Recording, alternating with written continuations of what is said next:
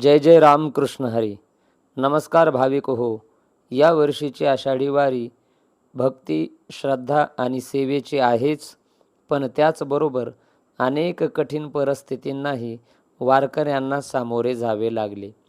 सर्वात मोठे संकट आले ते मुसळधार पावसाचे. इंद्रायणी नदीला मोठा पूर आल्याने आळंदी परिसरातील काही भाग जलमय झाला. सुरक्षेच्या दृष्टीने प्रशासनाने वारकऱ्यांना काळजी घेण्याचे आवाहन केले. काही ठिकाणी नियोजनात बदल करण्यात आले आणि भाविकांना सुरक्षित मार्गाचा वापर करण्यास सांगण्यात आले. अनेकाच्या मनामध्ये प्रश्न होता, वारी होणार का? पण वारकरी म्हणाले, विठ्ठलावर विश्वास आहे. पण प्रशासनाच्या सूचनाचे पालन करणेही तेवढेच आवश्यक आहे. यातून एक मोठा संदेश मिळतो. श्रद्धा आणि शिस्त यांचा संयम म्हणजेच खरी वारी. यावर्षी लाखो वारकऱ्यांच्या सुरक्षेसाठी मोठी यंत्रणा कामाला लागलेली आहे. हजारो पोलीस, CCTV, GPS, आधुनिक नियंत्रण व्यवस्था आणि वैद्यकीय पथके सतत कार्यरत आहेत. यंदा आणखी एक महत्त्वाचा निर्णय घेण्यात आला. गंभीर आजार किंवा आपत्कालीन परिस्थितीत वारकऱ्यांना तातडीची मदत मिळावी म्हणून प्रथमच एअर ॲम्ब्युलन्सची देखील सुविधाही उपलब्ध करण्यात आलेली आहे. ही वारकऱ्यांच्या सुरक्षतेच्या दृष्टीने मोठी पायरी मानली गेली आहे. भक्त हो, वारीमध्ये विपरीत परिस्थिती आली पण भक्ती कमी नाही झाली. पाऊस आला, चिखल झाला, थकवा आला, तरीही टाळ मृदंगाचा नाद मात्र थांबला नाही. ज्ञानोबा, माऊली, तुकाराम याचा जयघोष अखंड सुरूच राहिला. वारी आपल्याला शिकविते, संकटे येतात पण चालणे थांबायचे नसते. अडथळे येतात पण नामस्मरण कधी सोडायचं नसतं. जीवनातही असेच आहे. कधी आर्थिक संकट येईल, कधी आरोग्याची परीक्षा येईल, कधी नात्यांमध्ये अडचणी येतील. पण विठ्ठलावरचा विश्वास, संतांचे विचार आणि सत्कर्माची साथ असेल तर प्रत्येक संकटावर मात करता येते. वारीचा खरा संदेश हाच आहे. पंढरपुरामध्ये संपत नाही, तर तो आपल्या घरी, आपल्या संसारामध्ये सुरू होतो.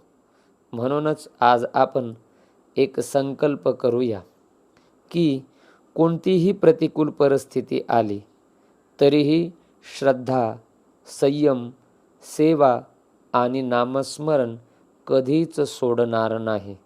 चला शेवटी सर्वजण एकत्र आपण म्हणूया, पुंडलिक वरदा हरी विठ्ठल, श्री ज्ञानदेव तुकाराम, जय जय रामकृष्ण हरी.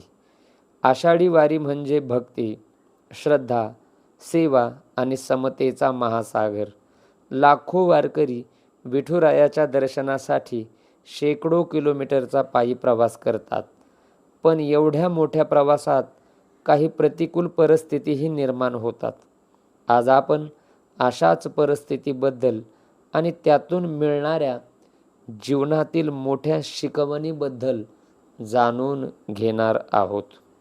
अनेकांना वाटते की वारी म्हणजे फक्त आनंदाचा उत्सव, पण या प्रवासात उन्हाचा तडाखा, मुसळधार पाऊस, चिखल, थकवा, आजारपण, वाहतुकीच्या अडचणी आणि गर्दी अशा अनेक आव्हानांना वारकरी सामोरे जातात.